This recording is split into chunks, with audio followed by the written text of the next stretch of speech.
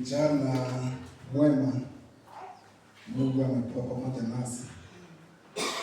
Nafikiria kila mmoja wetu amebarikiwa kwa ibada ile, kwa vile kwa yale maneno imenenwa katika hii ibada mpaka mahali tumefika. Bwana Yesu asifiwe. Nafikiria hiyo maneno tumesomewa Mithali 24:10 itatusaidia katika mambo ama venye tutakuwa tunakaa. Bwana Yesu asifiwe. Leo niko na ajabu, labda sio kubwa sana na sio kidogo sana, na nimekuwa naye kwa muda. Unajua kuna wakati mwingine mtu anakuaga na neno, lakini unashindwa kama utanena ama utapokea Mungu akupatie ujumbe mwingine. Na kwa hivyo hili neno limekuwa likitembea kwa mawazo yangu kwa muda. Bwana Yesu asifiwe. Unajua kuna yale mambo inatembeaga kwa kichwa wakati mwingine. Kuna labda wimbo inaweza imba kwa kichwa, na wakati mwingine kuna jambo linaweza kuwa linakusumbua. Linaweza kuwa jambo mzuri, na labda linaweza kuwa jambo sio, tunaweza sema imetoka kwa Mungu na haiko kwa dunia. Bwana Yesu asifiwe.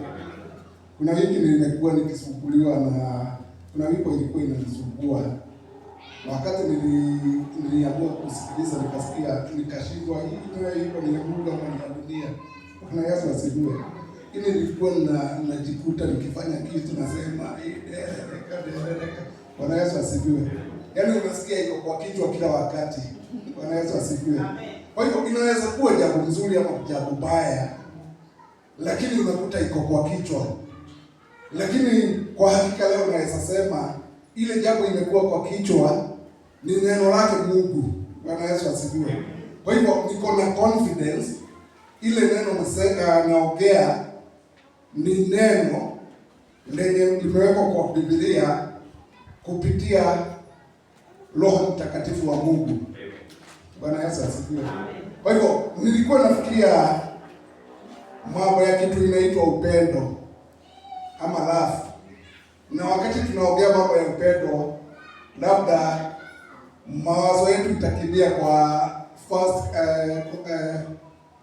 Wakorintho wa kwanza 13. Hapo ndio tunasoma sana mambo ya upendo. Bwana Yesu asifiwe. Na pia nilipitia hapo, lakini sitahubiri hapo leo. Lakini nilipitia kuona venye wale wa Korintho, ile barua waliandikiwa na Paul, venye ilikuwa inaongea kuhusu upendo. Bwana Yesu asifiwe.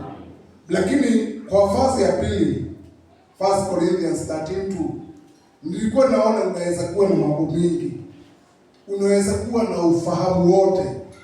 Unaweza kuwa na imani yenye inahamisha mpaka milima. Lakini kama huna upendo, hiyo imani ama huo ufahamu itakuwa kitu ya bure. Na nilikuwa najiuliza, sana tunasema watu wa Mungu wanapotea kwa kukosa ufahamu ama kwa upungufu wa ufahamu. Lakini hapa tunakuta hata kama uko na huo ufahamu wote, hata kama unajua siri zote, mysteries, na ukose upendo, hiyo yote inaweza kuwa mambo ya bure. Bwana Yesu asifiwe. Lakini nilikuwa naona kuna ule ufahamu ama kuna ile knowledge tunaweza sema inatoka kwa Mungu. Na pia kuna ufahamu wenye ni wa hapa duniani. Bwana Yesu asifiwe. Na kwa hivyo nimeona tuko na mgeni hapo. nikaribishe. Kuna ule ufahamu tunaweza sema ni wa hapa duniani. Labda wakati mwingine unaenda hospitali ama uko kwa TV unaona kuna vipindi inakuja ya daktari, sijui kama inaitwa Uliza Daktari, na unaona daktari anakuja kama anafunza mambo ya meno, atakuja na mpicha, akuje na nini, mpaka ile mambo unaona yenyewe unasema huyu mtu ako na knowledge. Lakini sio kusema hiyo knowledge ndio ati ukiwa na hiyo knowledge kama ufahamu wewe unamjua Mungu. Kwa hivyo ufahamu inaweza kuwa ya namna mingi. Labda kuna wengine kama sisi tunapenda kusoma ama kuangalia kwa YouTube mambo ya planets, mambo ya hata kama ni moon ama mambo, kusoma mambo ya jua, mambo ya planet, mambo ya comets, mambo ya stars. Bwana Yesu asifiwe. Na labda naweza simulia watu na wasikie huyu mtu ni kama anajua, na wakati mwingine mimi mwenyewe nasema wenye wana record hizo videos kwa YouTube, wenye wanafanya utafiti ni watu wako na ufahamu. Bwana Yesu asifiwe. Kwa maana wanajua mambo mengine hata sisi wenyewe hatujui, inabidi tufunzwe. Lakini tukisoma katika kitabu ya 1 Corinthians 13:2 inasema hata ukiwa na ufahamu wote wa kujua siri zote, yaani hata kama unajua yale maneno watu wengine hawajui, lakini ndani yako kukose upendo, hiyo itakuwa ni jambo la bure. Na pia inasema, unajua sana sana tunasema lazima ukuwe na imani, lakini tunaona hapa kuna jambo kubwa kushinda imani. Hata kama unahamisha milima, hata kama unaombea watu wanapona, hata kama unatenda muujiza na ukose upendo, pia hiyo inakuwa ni kitu ya bure. Sasa swali letu siku ya leo, kwani huu upendo ni gani mwenye Mungu anaongea juu yake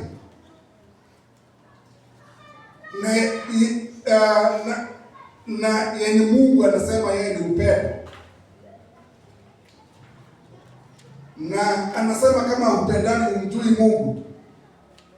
Unajua ni vizuri kujiuliza maswali.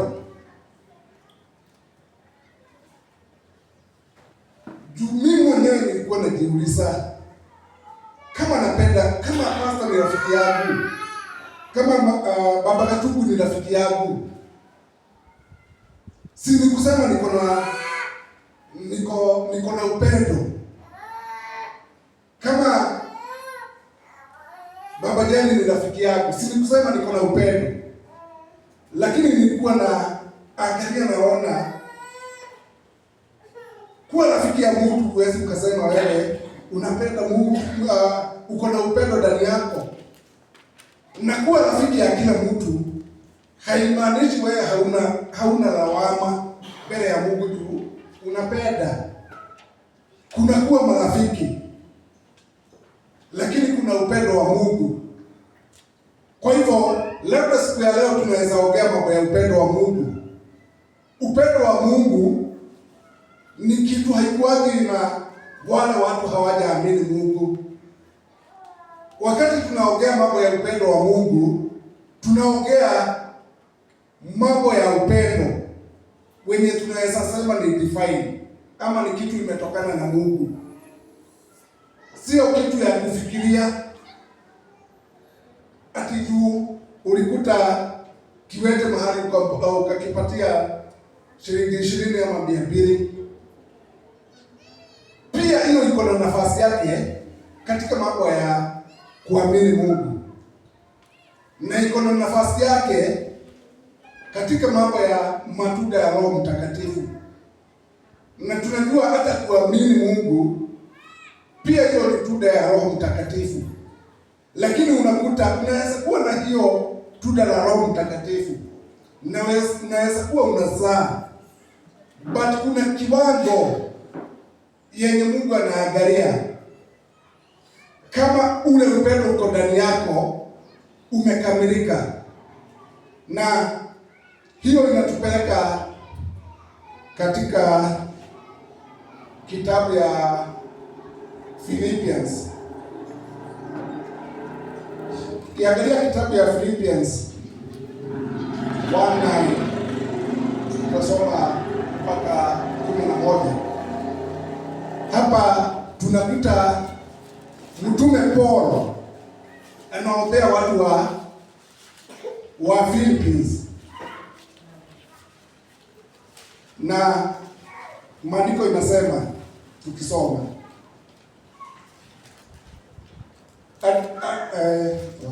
Kiswahili, na hii ndiyo dua yangu, kwamba pendo lenu lizidi kuwa nyingi sana katika hekima na ufahamu wote.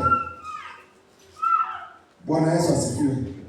Hawa ni watu Paulo alikuwa wanapenda, wanampenda ama wako na upendo ndani yao. Na wakati tunasoma katika kitabu ya Mitume 16 verse 9, tunaona ni kwa ndoto Paul alikuwa ameona malaika akimuita akiwa mji wa Makedonia, na mji wa Makedonia ulikuwa sehemu ya Filipi. Na wakati alienda huko, wenye alikuta walimpokea. Tunaona kuna mwanamke alikuwa anaitwa, kwa verse 15 au 16:15 Mitume, kuna mwanamke alikuwa anaitwa Lydia mwenye alimwalika mpaka kwa nyumba yake. Na pia kwa verse 33 tunaona kuna askari wa jela naye pia alimwalika katika nyumba yake. Na tukisoma katika Filipi 4:15 tunaona hao watu wa Filipi walishirikiana naye katika mashida yake yote. Na kuna mahali anasema hata wakati alikuwa ametoka huko akaenda kuhubiria Wathesalonike, hao watu hawakumwachilia, walikuwa wanazidi kumtumia zawadi. Kwa hivyo hapa tukisoma verse 9 ya Philippians 1 tunaona Paul ako na maombi, ako na dua. Na ni nani anaomba? Maombi yake ni kwa Mungu. Na kwa nini? Kwa sababu alikuwa anataka ule upendo uko na hao watu wa Filipi uzidi kuwa mwingi, uzidi kuwa mwingi kwa ufahamu. Bwana Yesu asifiwe. Kwa hivyo tunaona Paulo anaomba kitu moja, anawaombea upendo uzidi kuwa mwingi. Huko Filipi pia tunasoma kuna jamaa mmoja alikuwa anaitwa, ama pia alikuwa msaidizi wa Paul, alikuwa anaitwa, sijui kama nitatamka hiyo jina mzuri, alikuwa anaitwa Epaphroditus. Tunasoma mambo yake hata Philippians chapter 2 25-30.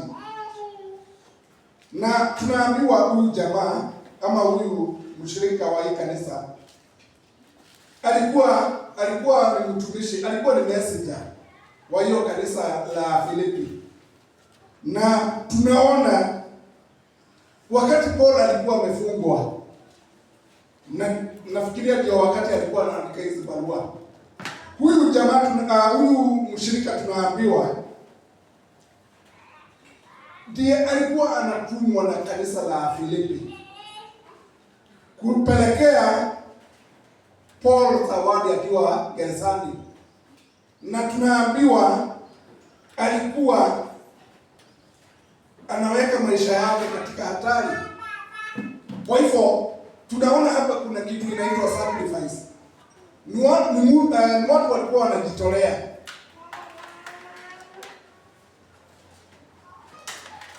Na walikuwa wanajitolea kama huyu mshirika alikuwa tayari kupoteza maisha yake juu ya kutumikia Paul. Maandiko inatuambia alikuwa anaweka maisha yake hatarini. Kwa hivyo ni kusema jambo lolote lingetokea. Kwa hivyo wakati Paul anakuja Philippians 1:9 anasema dua langu. Alikuwa na ushahidi, alikuwa anaona watu wanamsaidia. Watu wanamsaidia, wanamualika kwa nyumba zao. Watu walikuwa, kanisa lilikuwa lina watu wanajitolea na kuweka maisha yao katika hatari.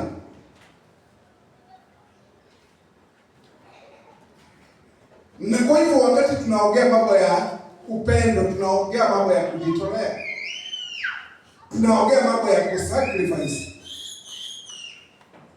Wakati mwingi nasikia watu wakisema, mimi wakati nilikuwa kwa kazi nilikuwa na marafiki wengi sana. Wakati nilifutwa kazi marafiki walipotea. Mwingine atasema wakati niko sina mashida nilikuwa na marafiki. Wakati mashida ilikuja marafiki wakanitoka.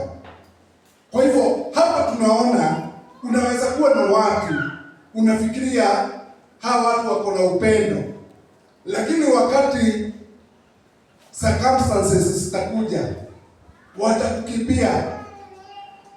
Lakini hapa tunaona kuna watu katika kanisa la Filipi walikuwa tayari kuhatarisha maisha yao ndio wapelekee Paul zawadi gerezani. Na tunaona hata wakati alikuwa huko kwa Thessalonike pia walikuwa wanatuma usaidizi wao. Bwana Yesu asifiwe. Labda wakati mwingine tunaweza kusaidia ukiwa hapa, lakini ukienda kijiji kingine labda tutasahau na wewe. Unaona, ni kusema ile upendo tuko nayo kwako kuna kiwango inafika, na ile kitu inatakikana ni tuwe na upendo wenye hauna kiwango fulani ati unafika, wenye hauna boundaries. Wakati tunaongea mambo ya upendo, tunajua kuna upendo mara nyingi. Kuna ile ya mzazi na mtoto, na tunajua iko na shida zake. Kuna upendo wa aina mingi, lakini wakati tunakuja kwa upendo wa Mungu na kwa upendo wa Kristo katika kanisa, hiyo ndio tunasemanga inakuwa unconditional. Ni ule upendo hauna masharti. Ni ule upendo labda kwa Wagiriki wanasema inaitwa agape love. Haina masharti. Lakini tunaona hata kama ili kanisa liko namna hii, Paul hapa anafanya akona dua ama akona ombi kwamba upendo wao usije kuwa mwingi.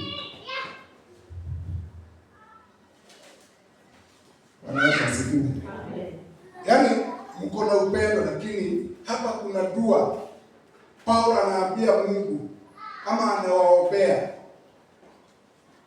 Actually hapa anaambia na waombea. Na kwa nini? Labda unajua sio kawaida nikwambie na kuombea. Bwana Yesu asifiwe. Lakini nikijua Mungu atatimiza yenye naomba, Hakuna shida kukuambia na kuombea. Ndio wakati hiyo kitu itakuja kutimia, shukrani zote zitaenda kwa Mungu. Bwana Yesu asifiwe. Na sio safari moja Paulo anaambia naombea watu. Na kwa hivyo hiyo ndio sababu anaambia kanisa la Afilipi, dua yangu kwenu ni upendo wenu usidi kuwa mengi katika ufahamu. Bwana Yesu asifiwe. Kwa hivyo tunaona kwa Corinthians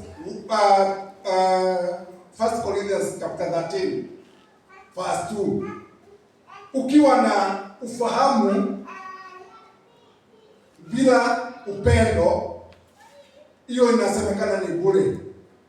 Bwana Yesu asifiwe. Kwa hivyo unaona mahali Paulo anatoka. Anajua watu wanaweza kuwa na ufahamu lakini wakose upendo. Lakini hapa anasema upendo uzidi kuwa mingi katika ufahamu. Na kwa nini Paulo anaomba upendo ukuwe mwingi katika ufahamu? Bwana Yesu asifiwe.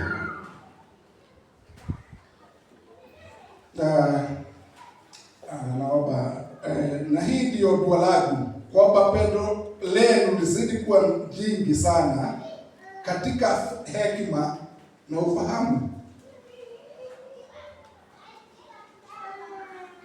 Bwana Yesu asifiwe. Tukiongea mambo ya ufahamu, si labda saa hii tuko na simu, si ndio? Simu zinakuwaga kama kompyuta, iko na mambo mengi sana. Na kwa hivyo hata ukikuja hapa uniambia kitu ndanganya, nitakimbia kwa simu niangalie.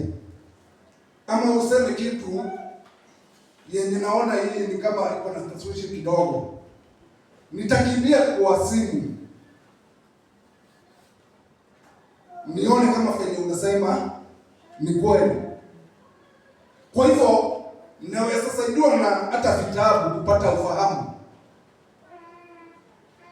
ama nisaidiwe na simu kupata ufahamu. Lakini huu ufahamu unafaa kuwa na pendo. Bwana Yesu asifiwe. Kuna mahali fulani kitabu inasema kama unajua kufanya vyema na ufanyaji, wewe unatenda dhambi. Kwa hivyo unaweza kuwa na ufahamu lakini ufahamu wenyewe hauna pendo. Naweza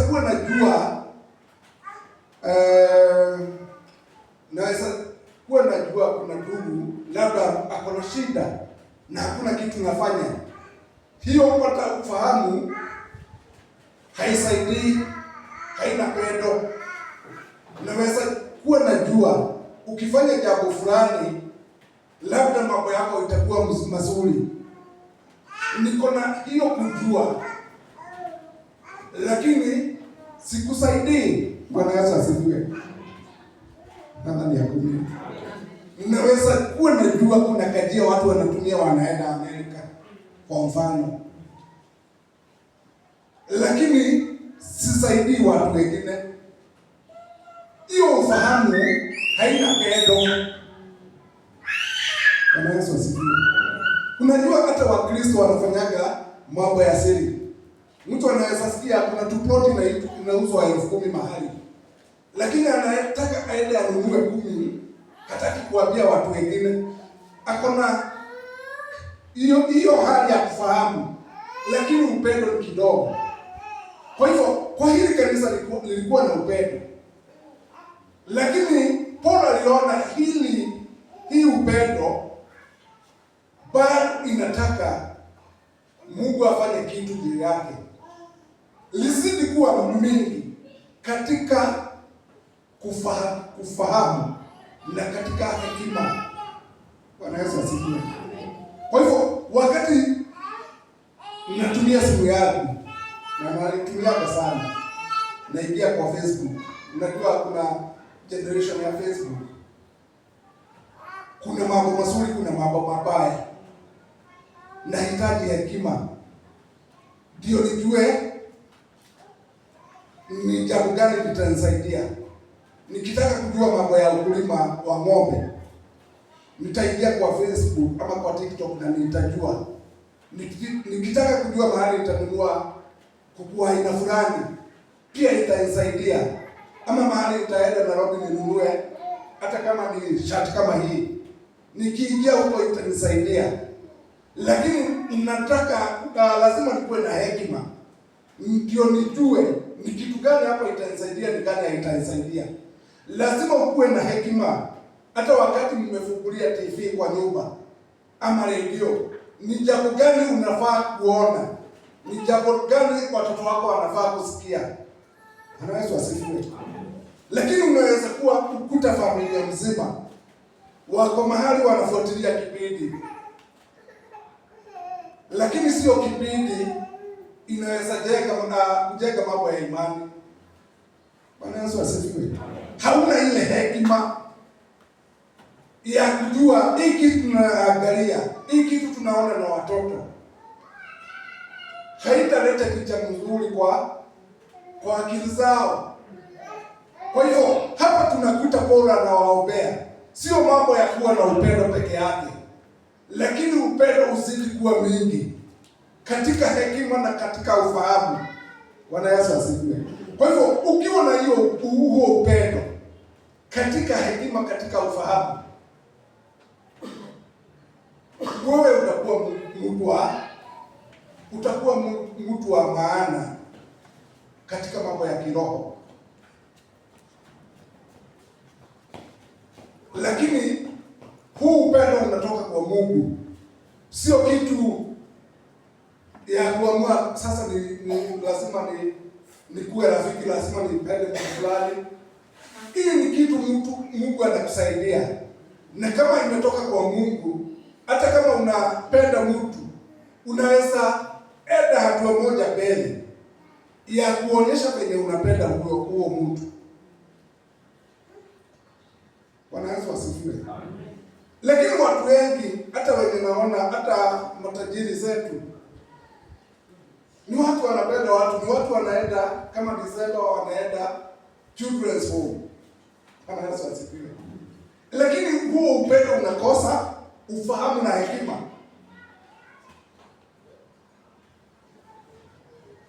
Praise God.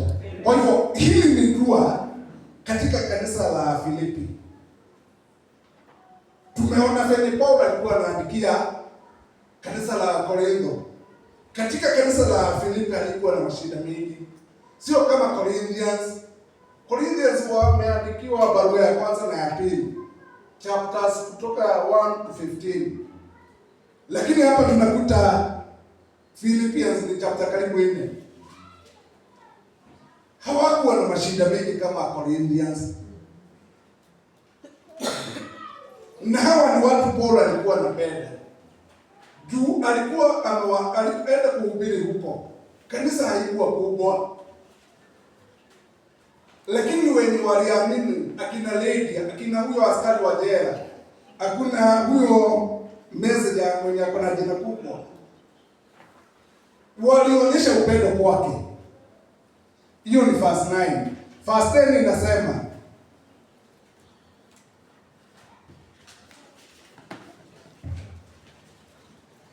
mpate kuyakubali yaliyo mema, ili mpate kuwa na mioyo safi bila kosa mpaka siku ya Kristo. Kwa hivyo sio Paulo anawaombea tu wakuwe watu hodari, wakuwe watu hodari kwa ufahamu na kwa hekima na kwa upendo, lakini kuna sababu yenye inafanya Paulo awaombee, na hiyo tunaiona katika verse 10. Inasema mpate kuyakubali yaliyo mema, that you may approve what is excellent. Kwa hivyo mkiwa na upendo wenye umezidi kuwa mingi katika hekima na ufahamu, mtakuwa mna uwezo ya kujua yaliyo mema.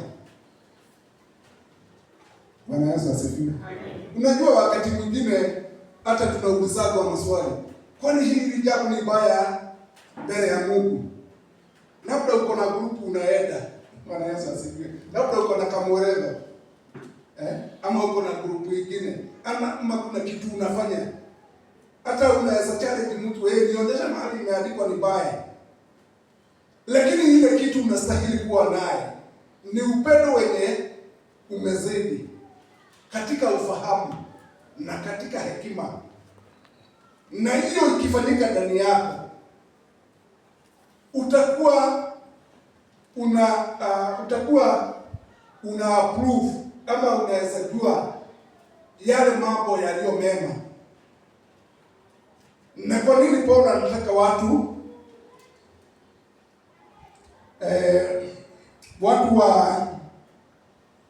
wapate kuyakubali yaliyo mema? Anasema ili mpate kuwa na moyo safi bila kosa mpaka siku ya Kristo. Bwana Yesu asifiwe.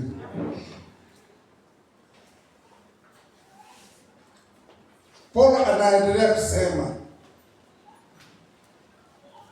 nisome kwa Kiingereza tu, that you may approve things that are excellent, that may be sincere and without offense till the day of Christ. Kwa hivyo kuwa na upendo mwingi katika ufahamu na katika hekima itatusaidia kwa jambo hili moja, ya kwamba tutayakubali yaliyo mema. Kama tunayakubali yaliyo mema, ni kusema tunayakataa yaliyo mabaya. Bwana Yesu asifiwe. Kwa hivyo hautahitaji kuambiwa na mtu hii kitu ni mbaya, hii kitu sifai kufanya. Bwana Yesu asifiwe. Lakini utakuwa unajua yaliyo mema na ndio uende kuyafanya. Lakini hiyo inahitaji ukuwe na upendo wenye umetoka kwa Mungu. Kama ni kitu wangepata wenyewe wa Filipi, labda Paulo hangewaombea juu wangepata wenyewe, lakini alifanya dua akawaombea, pendo lao lizidi kuwa mingi. Labda pia alikuwa anawapenda, labda alikuwa ameona labda kuna mahali kuna dosari kidogo, labda hawa watu wako na upendo kama yenye ilikuwa na Corinthians, yenye halikuwa labda hawa watu walikuwa na ufahamu wenye ulikuwa na hawa Corinthians, wenye Paulo anasema hata ukiwa na ufahamu na ukiwa unajua mysteries kama siri zote, bila upendo ni bure. Lakini hapa Paulo tunaona anatangulia na upendo. Kwa hivyo hiyo upendo katika ufahamu na katika hekima itawafanya wapate kujua yaliyo mema, na mioyo safi bila kosa ama bila lawama mpaka siku ya Bwana ya Kristo. Bwana Yesu asifiwe. Na 11 inasema hali mmejazwa matunda ya haki. Kwa nini? Kwa hivyo kwa nini Paulo awaombee? Juu akiwa na huo upendo katika haki na hekima, anasema watajazwa tunda la haki. Na kwani haki ni tunda, the fruit of righteousness. Bwana Yesu asifiwe. Na sijui kama ni Sunday tulikuwa pastor anatuhubiria mambo ya righteousness. Ya hili tunda la haki. Ya righteousness.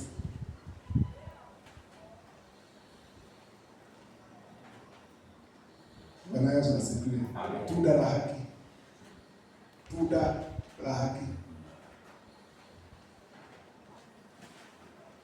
Kuna maandiko katika Yohana 15 inasema Yesu ndiye mzabibu na sisi ndio matawi. Unaona mahali tuko kama matawi tunafaa kuzaa. Lakini hapa tunaambiwa mambo ya tunda na inasema tuwe tumejazwa. Sio nusu. Bwana Yesu asifiwe. Unajua sasa sisi sio kama Musa. Tuko kwa Agano Jipya.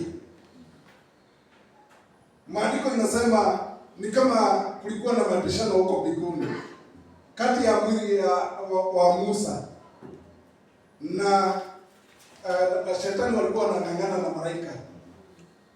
Lakini sisi hakuna vile tutang'ang'aniwa. You have to be good. You have to be filled. Na hili tunda la righteousness. Sio nusu, lazima ujazwe. Na kwa hivyo tunaona maana ya hili ombi katika ya Paulo katika kanisa ya Philippines.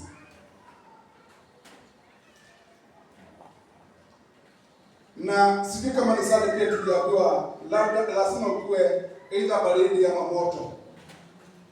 Hakuna hapo katikati. Na siku na Biblia inaibaki na sasa wakati mwingine ukijazwa na pendo yenye uko na ufahamu na hekima unaweza jua hata wimbo yenye sio ya kushinda ukiimba. Na ndio mimi nilikuwa naruka yake. Maoro mengi hema ya maoro mengi. Ndio hatari yore. Anaweza asikie. Hauko kwa natiri. Hauko kwa natiri. Unafaa kuwa umejazwa tunda la haki. Bwana Yesu asifiwe. Hauko kwa natiri. Haufai kuwa na makosa kidogo na ili mema ikue mingi. Hutapata ufalme. Sasa hiyo si ni ukweli. Hapo usiku na ukweli mingi. Hutapata ufalme. Hakuna mambo ya kusema uko kwa natiri unapimwa. Hakuna kitu ya kupimwa.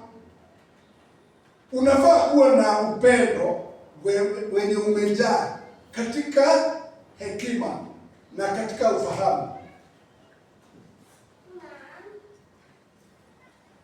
Ndio ujazwe.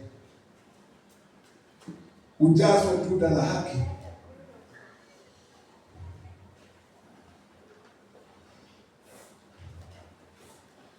Bwana Yesu asifiwe. Kuna maandiko inasema kama Paulo anasema sijui kama ni Philippians ndio na namba iko mahali kama hapo. Inaongea sina hakika hasa. Lakini naweza kukumbuka. Lakini inasema Paul aliacha mambo yote. Ama nasema I considered everything to be lavish. Actually anatumia jina hapo lavish ama garbage. Yale mambo yote alikuwa anajivunia. Yale mambo yote ilikuwa imemfanya asimame kama Paul. Aliifanya kama lavish, kama garbage.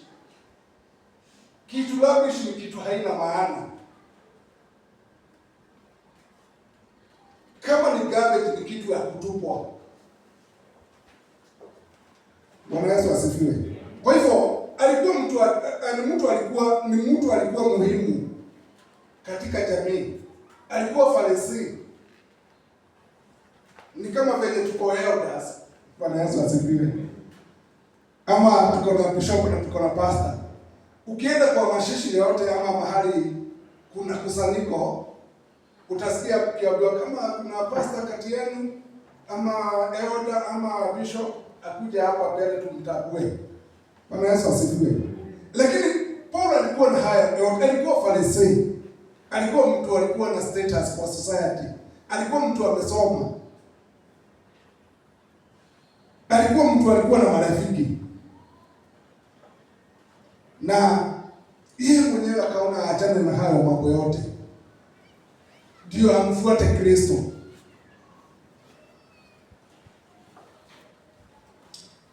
Nilikuwa nimesema ni Philippians 3:8. I consider everything loss. Bwana Yesu asifiwe. Na labda tukiendelea kusoma hapo tutaona ni kwa nini. Hali mmejazwa matunda ya haki kwa njia ya Yesu Kristo. Kwa hivyo hii matunda mtajazwa kwa njia ya Yesu Kristo kwa utukufu na sifa. Kwa utukufu na sifa ya Mungu.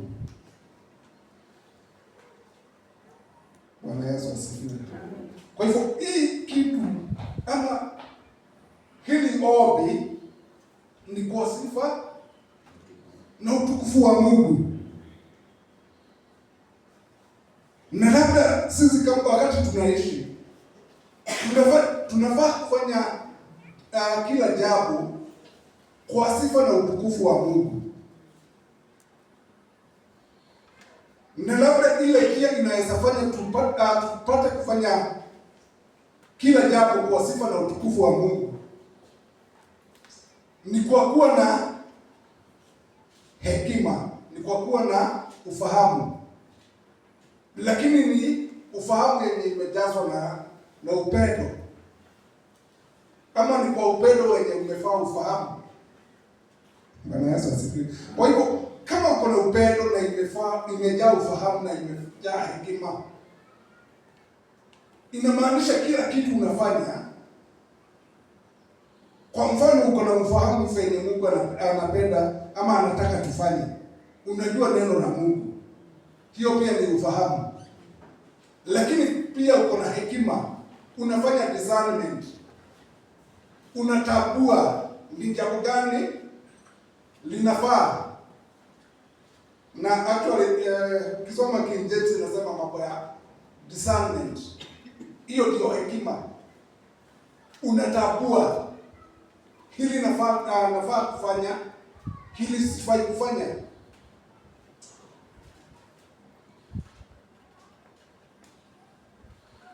Praise God. Unajua wakati nasikia vijana wakihubiri asubuhi, wakati mwingine wanajiambia tuko na kazi ya kufanya.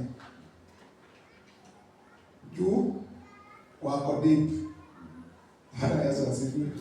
Ni kama tuseme ulianza kusoma kwa nasari na mwingine anakuja tu anaingilia na huko katikati. Anakuja kama ametapa. Wewe umetumia dakika 20, yeye anatumia miaka 3. Bwana Yesu asifiwe.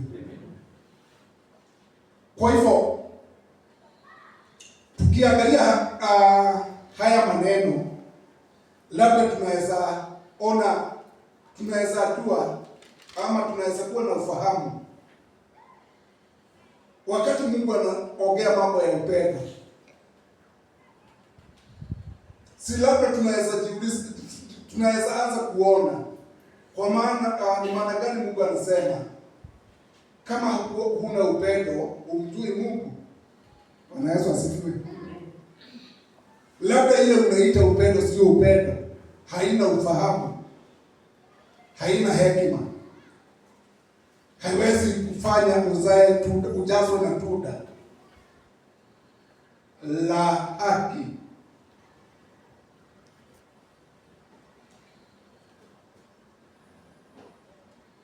Na Hebrews inasema, nafikiri ni 12:14 inasema God is righteous. Inasema tukue watu wenye haki ndio kama tutamuona. So na hapa tunakuta kuna tunda. Paulo anaongea mambo ya tunda la haki. yenye inatokana na kuwa na upendo na yenye inatokana na kuwa na ufahamu na hekima.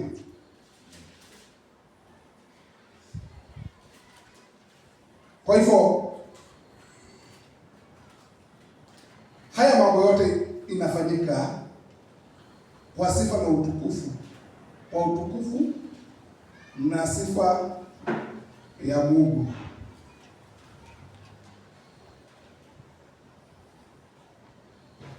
Bwana Yesu asifiwe. Kwa nini tutajazwa na tunda la haki? Wakati mwingine tunatoa ushahidi, tunasema, na hiyo ni Philippians 1:6. Ati Mungu ndiye alianza kazi nzuri ndani yetu. Sijui kama tunajiulizaje ni kazi gani alianza.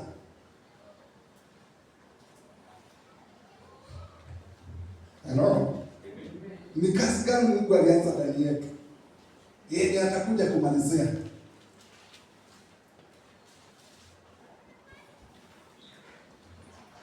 Bwana Yesu asifiwe. Kama kuna kazi Mungu alianza ndani yetu, na kama kuna kazi Mungu atakuja kumalizia, ni asisi kuwa watu wako na haki. Labda tunaweza sema ni wokovu, lakini pia kwa Filipi kuna mahali inasema tufanyie wokovu wetu kazi. Kwa hivyo tukisema ni wokovu, tutakuta hiyo tunaambiwa tuifanyie kazi. Lakini hapa tunaona Yesu ndiye atatujaza na tunda la haki. Na ni kwa nini? Ni kwa utukufu, ni kwa sifa na utukufu wa Bwana.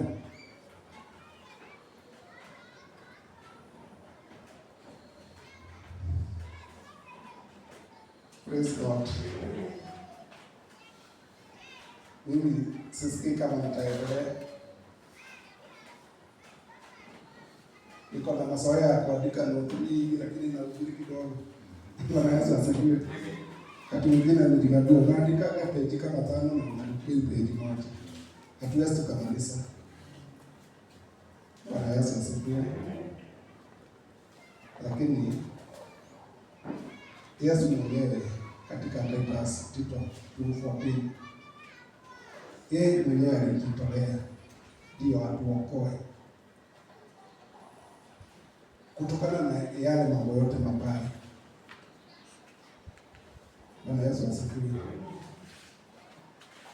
Alitufanya tukue katikati ya Yesu kama watu wake wenye wameteuliwa. Bwana Yesu asifiwe. Kwa hivyo wakati tunaongea mambo ya kupenda upendo, lazima hiyo upendo ikuwe na hekima, lazima ikuwe na ufahamu, na hiyo upendo itakuwa imekamilika. Hiyo upendo ndio itatufanya tuwe tunayakubali yaliyo mema, na ndio itatufanya tukuwe na mioyo safi, na ndio itatufanya tukae bila kosa mpaka siku ya Kristo. Bwana Yesu asifiwe. Sio mpaka 2026 iishe, lakini mpaka siku ya Kristo. Kwa hivyo pia dua langu siku ya leo ni kwa kanisa la Injili. Pendo letu lizidi kuwa mingi katika ufahamu na katika hekima, tukitarajia kujazwa na tunda la haki, na ndio Mungu apate sifa na utukufu. Kwa hivyo kanisa, mbarikiwa na Mungu. Tuende tuyafikirie haya maneno ya upendo katika hiyo kitabu ya Philippians 1:9-11, na Mungu asidi kutubariki na kutusaidia. Tubarikiwe.